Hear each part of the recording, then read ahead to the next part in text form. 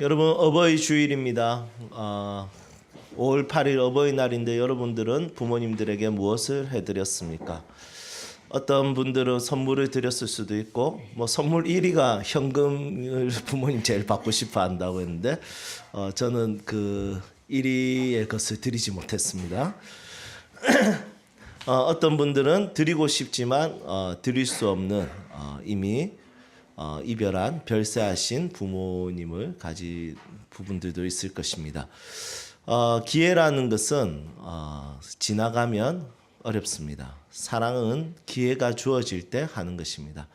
우리 여러분들이 또 교회 안에서 또 가정 안에서 사랑할 수 있을 때 사랑할 수 있기를 축복합니다. 여러분 자녀는 언제 철이 들까요? 저희 둘째 아들 한별이가 저에게 물어보더라고요. 아빠는 빛의 성에 언제 가? 예, 빛의 성은 천국입니다. 우리 그 하품 학꿈에서는 빛의 성을 히즈쇼에서 이 천국을 비유해서 빛의 성으로 가르치는데 저 보고 빛의 성 언제 가냐고. 그래서 너가 말 안 들으면 아빠 빨리 갈 것 같아 이랬더니 한별이가 펑펑 울더라고요. 예. 그 뒤로는 약간 협박처럼 말 안 들으면 아빠 빛의 성 빨리 간다. 이렇게 하게 됩니다. 여러분 자녀는 철이 드는 게 참 늦죠. 예, 자녀는 철이 드는 게 쉽지가 않아요. 항상 부모 앞에 서면 철없는 자녀처럼 이렇게 됩니다. 제가 그 교회를 섬기면서 40, 50대 이제 집사님들, 권사님들, 이렇게 장로님들, 또 이제 부모님들과 같이 신앙생활 하잖아요. 3, 4대가. 그런데 신기하게도 그 40, 50대 그분들이 7, 80대 그 부모 세대들에게 우리는 이제 어머니, 아버지 이렇게 불러야 되는데 어머니한테 엄마 이렇게 부르는 걸 몇 번 본 적이 있습니다. 이게 참 신기하죠. 근데 아빠라고 부르는 사람은 그렇게 많지가 않아요. 근데 어머니한테는 엄마라고 부르는 분들이 40, 50대 중에서도 많이 있더라고요. 저도 종종 어머니한테 엄마라고 부르고 아버지한테 아빠라고 부를 때가 있습니다. 그때는 친밀함을 표현해야 되겠다 싶을 때는 일부러 엄마, 아빠 이렇게 부르게 됩니다. 조금 나이가 더 드는 그런 순간까지도 철없는 자녀로 있으면 좋겠다 이런 생각을 종종 하게 됩니다. 물론 자녀는 철이 들 때가 있습니다. 종종 어머니의 주름진 손과 얼굴을 보며 철이 듭니다. 그리고 아버지의 언제부터 저렇게 어깨가 좁았지 이렇게 생각될 때 철이 들게 됩니다. 그리고 나이가 들수록 부모님에게 항상 뭔가 미안하고 죄송스럽고 그렇게 될 때가 있다는 것이죠. 그런데 부모도 비슷한 것 같습니다. 자녀들을 보면서 더 좋은 것을 주지 못해서 항상 미안하고 부끄러워지는 것 같습니다. 이런 어버이 주일을 통해서 이런 마음들을 다시 한 번 더 발견하는 것은 참 중요하다 싶습니다. 오늘은 특별히 그리스도인 부모, 그리스도를 믿고 있는 부모를 가진 자녀들에게 주어지는 복과 기쁨이 무엇인지 함께 나누고, 여러분들의 부모님이 혹시 그리스도인이라면 와, 나 정말 복받은 사람이구나. 그리고 여러분들이 그리스도인이기 때문에 여러분들의 자녀들을 정말 복받은 사람으로 세워줄 수 있는 것이 무엇인지 함께 오늘 본문 말씀을 통해서 고찰하고 나눠보면 좋을 것 같습니다. 여러분 질문 드리겠습니다. 여러분들은 어떤 유산을 받고 싶습니까? 1번 돈, 2번 땅, 3번 건물, 4번 인생의 방향성, 5번 안 받아도 된다. 뭐 받고 싶습니까? 물론 돈, 땅, 건물, 인생의 방향 이 4개 다 받으면 좋죠. 그렇지만 사실은 돈이 아니라 빚을 유산으로 받을 때가 더 많이 있습니다. 제가 이번 주에 진짜 아는 형님하고 대화를 하는데 그 형님이 자기는 일하는 게 하나도 안 힘들대요. 왜냐하면 빚이 있기 때문에. 그래서 이분이 뭐라고 이야기하냐면 빚 레이지 미 업이라고, 빚이 나를 일으킨다. 지칠 때도 빚이 나를 일으키고 비카프리오 이렇게 살아가고 있다고 그래 이야기하더라고요. 사실은 빚만 안 물려줘도 좋겠다 이런 생각을 가질 때도 있습니다. 요즘 뭐 빛의 세대가 아니라 빚의 세대라서 그런데 땅은 조금 물려받고 싶죠. 왜냐하면 땀이 땅을 못 이기는 세상이기 때문에 땅을 받고 싶을 때도 있습니다. 또 이 시대는 또 조물주 위에 건물주가 있기 때문에 건물을 이어받으면 너무 좋을 것 같습니다. 하지만 여러분들의 부모가 만약에 그리스도인이었다면 돈이나 땅이나 건물이나 이런 것만으로 유산을 주진 않았을 것입니다. 반드시 여러분들의 부모가 그리스도인이었다면 하나님 앞에서 살아가는 인생의 방향과 원칙과 원리 등을 끊임없이 설명하려고 애를 많이 썼을 것입니다. 제가 아는 어떤 집사님은 자신이 성경을 필사한 책을 유산으로 물려주기 위해서 지금 몇 년째 계속 쓰고 있습니다. 왜냐하면 딸이 2명이라서 딸 둘에게 2권을 써야 되니까 너무 힘이 드는 거예요. 중간중간마다 내가 왜 이런 짓을 하지? 이런 생각을 굉장히 많이 한답니다. 그리고 어떤 청년은 어렸을 때부터 아버지에게 귀에 딱지가 생기도록 들은 말이 있답니다. 그게 뭐냐면 주일과 11조는 하나님의 것이니까 너 반드시 그건 하나님께 드려. 이걸 귀에 딱지가 생길 정도로 들었답니다. 그리고 한 장로님은 북한 선교를 위해서 그 마음을 자녀들에게 물려주기 위해서 그 아이가 어렸을 때부터 모퉁이돌 선교에서 훈련받을 수 있도록 여건과 사항들을 계속해서 만들어줬다고 이야기합니다. 그리고 어떤 분은 말씀 묵상을 너무 중요하게 여겨서 매일 큐티하는 것에 대해서 매우 엄중하고 성실하게 가르친다고 합니다. 꼼꼼하게 검사를 한답니다. 제가 그 자녀가 좀 피곤하겠죠? 그리고 한 권사님은 자녀들이 장애인들을 섬기면 좋겠다고 싶어서 그 아이들에게 장애인에 대한 마음 그리고 현장을 자주 데리고 다닌다고 이야기합니다. 저희 부부도 저희 자녀들이 뭐 영어 같은 거 잘 못해도 됩니다. 대신에 저는 저희 자녀가 첫째는 수어, 둘째는 점자를, 셋째는 영어를 이렇게 셋째는 딸이니까 영어를 시켜야죠. 어쨌든 첫째는 수어를, 둘째는 점자를, 셋째는 딸 이렇게 배우면 좋겠다 싶었는데 죄송합니다. 셋째는 English. 당황스럽네요. 하면 좋겠다는 생각이 들었는데 참 감사하게도 이 장애인 교육을 하는 그 문화센터에서 하는 프로그램이 있더라고요. 우연찮게 그걸 소개받았고 저희 아이들이 가게 되었고 어제는 참 감동이었어요. 자기 명함을 만드는데 거기에 점자를 새기는 명함을 같이 공부하고 만드는데 하기 싫다더라고요. 하지만 개인적으로 의미가 있었습니다. 왜냐하면 아이들이 이런 교육을 받으면 좋겠다 싶었어요. 세상에 영어 잘하는 사람들 너무 많잖아요. 그런데 우리 아이들은 영어보다 장애인들과 좀 소통을 더 많이 하면 좋겠다. 편견 없이 그 아이들을 바라보고 그 아이들과 함께 뛰어놀면 좋겠다. 마틴 루터킹 주니어 목사님이 나의 자녀들이 백인의 자녀들과 함께 손을 잡고 조지아 언덕을 뛰어넘으면 좋겠다 했던 것처럼 나의 자녀들이 그렇게 살면 좋겠다 싶었는데 하나님께서 이런 길들을 열어주시는 것에 참 좋았습니다. 여러분 부모가 그리스도인이라면 여러분들의 부모가 그리스도인이었다면 반드시 돈이나 땅이나 건물 이런 것으로 인생을 이어주진 않았을 것입니다. 삶의 원칙과 방향에 있어서 하나님의 마음을 가지고 사는 원칙에 대해서 자녀들에게 가르치기 위해서 몸부림쳤을 흔적들이 분명히 있을 것입니다. 왜냐하면 그런 부모들은 그리스도인 부모들은 하나님을 경외하기 때문입니다. 하나님을 경외하기 때문에 무엇을 얻게 됩니까? 지식의 출발점을 얻게 됩니다. 오늘 7절 말씀 함께 읽어보겠습니다. 여호와를 경외하는 것이 지식의 근본이거늘 미련한 자는 지혜와 훈계를 멸시하느니라. 아멘.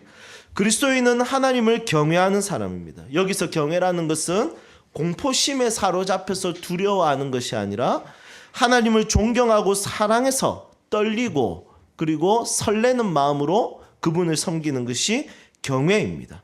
그런데 하나님을 경외하게 되면 무엇을 얻게 되냐면 지식의 근본을 얻게 됩니다. 이 근본이라는 단어는 히브리어로 시작, 정상 이런 뜻입니다. 그러니까 지식의 시작을 얻게 된다는 거예요.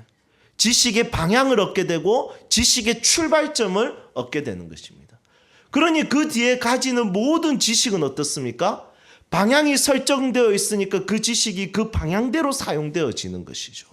그래서 여호와를 경외하는 사람들은, 하나님의 마음을 아는 사람들은 삶 가운데 어떻게 살아야 되는지, 어떤 원리가 필요한지, 어떤 원칙이 필요한지, 하나님의 뜻이 무엇인지, 하나님의 마음이 무엇인지 고민하기 때문에 반드시 자녀들에게 이 지식의 시작점, 어떻게 살 것인가, 어떤 방향으로 살 것인가에 대해서 굉장히 고민하고 가르친다는 것이죠.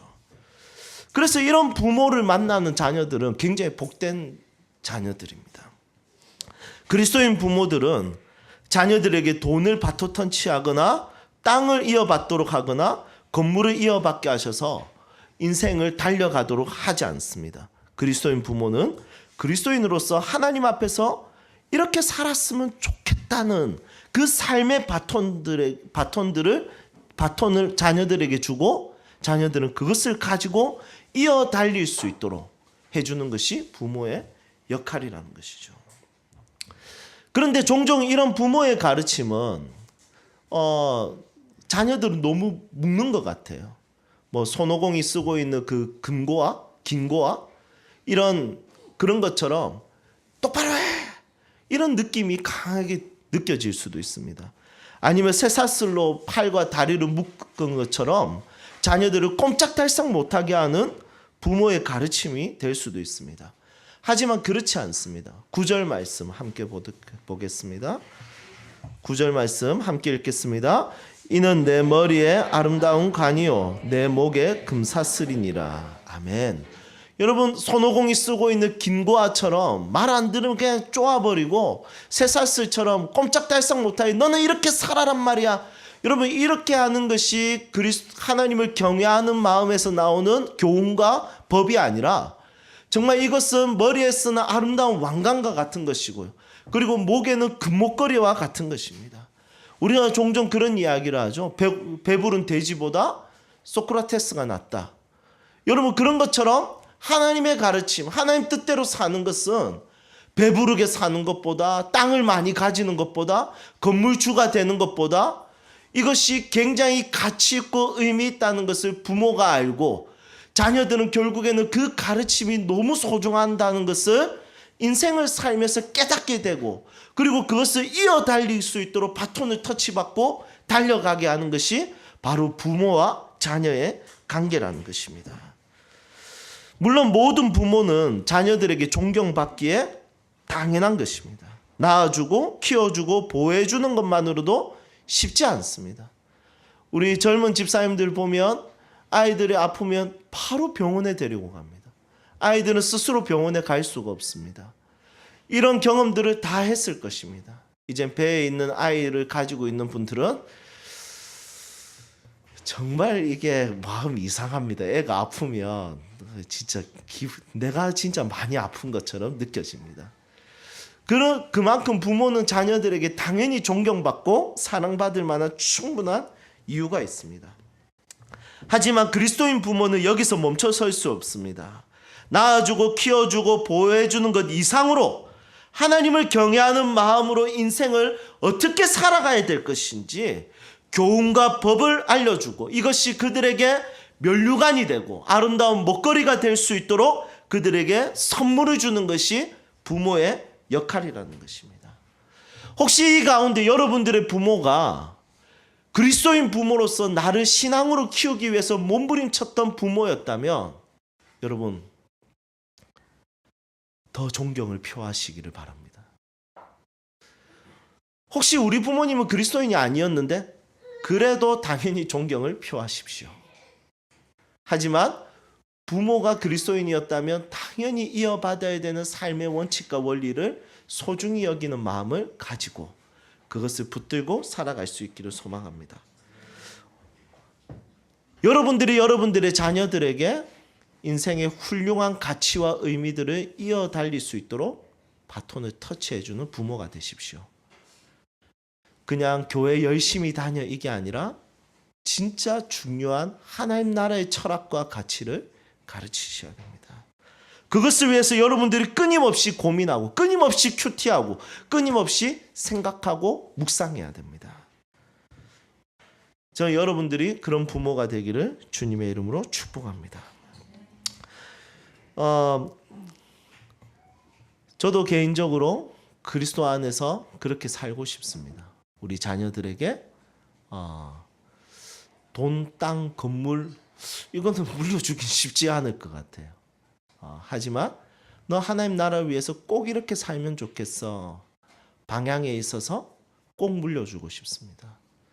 여러분들은 무엇을 물려주고 싶습니까? 어떤 삶의 길을 물려주고 싶습니까? 어떤 삶의 방향을 물려주고 싶습니까? 나이가 많지만 아직까지 늦지 않았습니다. 이번에 이 기회를 통해서 30, 40대의 나의 자녀들을 불러서 너 꼭 이렇게 살아라고 말했으면 좋겠습니다. 제가 개척할 때 저희 아버지가 뭐라고 했냐면 너 욕심 부리고 성도들 협박하고 너 성도들 힘들게 하면 내가 네 쥐기빈대 이렇게 말씀하셨습니다. 하나의 그게 제 인생의 목회에 대한 철학이 되었습니다. 저희 장인어른이 교회 하나 더 세워지면 영혼을 살린다. 술집 세워지거나 PC방 세워지는 것보다 교회 하나 더 세워지는 게 낫지 않겠냐. 그러니까 PC방이 있을 만한 곳에 세워라. 여기가 뭔지 아시죠? 레벨업을 하고 다니냐라는 간판이 붙어 있었던 PC방이었습니다. 한 명이 오든 두 명이 오든 그 사람을 가치 있게 여기는 목회자로 살아야겠다라는 결심을 했습니다. 여러분, 아름다운 철학과 아름다운 세계관을 이어주고 그것을 받아서 그것을 가지고 달려가는 하나님의 부모들이 필요합니다. 여러분들이 그런 부모가 되십시오. 그리고 그런 부모를 가지고 있다면 그 부모를 더욱더 사랑할 수 있기를 소망합니다. 이제 말씀을 정리하겠습니다. 자신의 삶을 성찰하면서 기록한 3대 참회록이 있습니다. 어거스틴의 참회록, 톨스토이의 참회록, 그리고 루소의 참회록이 있습니다. 루소의 참회록에 보면 프랑스 한 지역의 대공작 부인에게 하인이 이렇게 이야기합니다. 지금 서민들이 먹을 빵이 없어요. 굶어가고 있어요. 너무 힘들어요. 이랬더니 이 대공작 부인이 뭐라고 하냐면 그러면 브리오시를 먹으면 되지. 브리오시는 고급 과자입니다. 빵 없으면 그 과자 먹으면 되지. 그냥 철이 없는 거죠. 그러니까 이런 거와 마찬가지예요. 아이들에게 밥 남기면 안 돼. 지금 북한의 아이들은 먹을 게 없어, 밥이 없어가지고 쌀이 없어. 너 이거 다 갖다. 그 아이들 얼마나 힘든지 알아? 그렇게 생각하면 네가 어떻게 밥을 남길 수 있어? 이러면 라면 끓여 먹으면 되죠. 이렇게 말하는 자녀와 똑같은 어른이 돼서도 브리오시 먹으면 되지. 철이 없는 거죠. 밑에 있는 사람을 돌볼 줄 모르는 그런 모습들을 이 루소가 기록하고 있는 것을 보게 됩니다. 여러분 마찬가지입니다. 돈을 받는다고 해서 철이 들지 않습니다. 땅을 이어받는다고 해서 철이 들지 않습니다. 건물을 이어받는다고 해서 철이 들지 않습니다. 물론 편안합니다. 그런데 진짜 가르쳐줘야 될 것이 있습니다. 하나님을 경외하는 마음으로 인생을 어떻게 살아야 될지, 어떤 가치를 가지고 살아야 될지, 어떤 의미를 가지고 살아야 될지 자녀들에게 구체적으로 가르쳐줄 수 있는 부모가 필요합니다. 여러분, 앞으로는 자녀 교육이 더 힘들어질 것입니다. 더 어려워질 것입니다. 여러분, 인권이라는 보호 아래서 종교의 자유와 그리고 교육의 자유에 있어서 여러분 수많은 자유로움이 생기게 됩니다.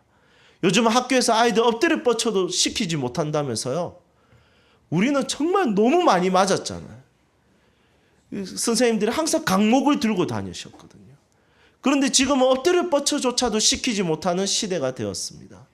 여러분, 이런 시대 속에서 자녀들에게 옳은 것을 가르치기는 쉽지 않은 것 같습니다.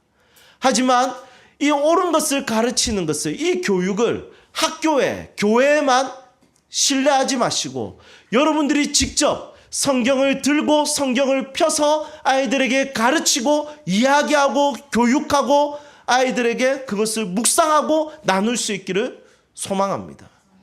여러분, 우리 부모님은 참 바보같이 살았어. 자기도 먹을 거 없는데 그 먹을 거 자꾸 나눠주더라. 여러분, 바보같이 산 것이 아니라 그것이 멋진 인생이었어요. 그것이 아름다운 인생이었어요. 여러분들의 부모에 대한 마음이 다시 존경심이 생기기를 주님의 이름으로 축복합니다. 이 두 가지가 우리 교회 모든 성도들에게 회복되어서 좋은 부모, 그리고 여러분들의 좋은 부모를 서로 사랑하고 존경하고 서로 함께 손잡고 나아갈 수 있기를 소망합니다.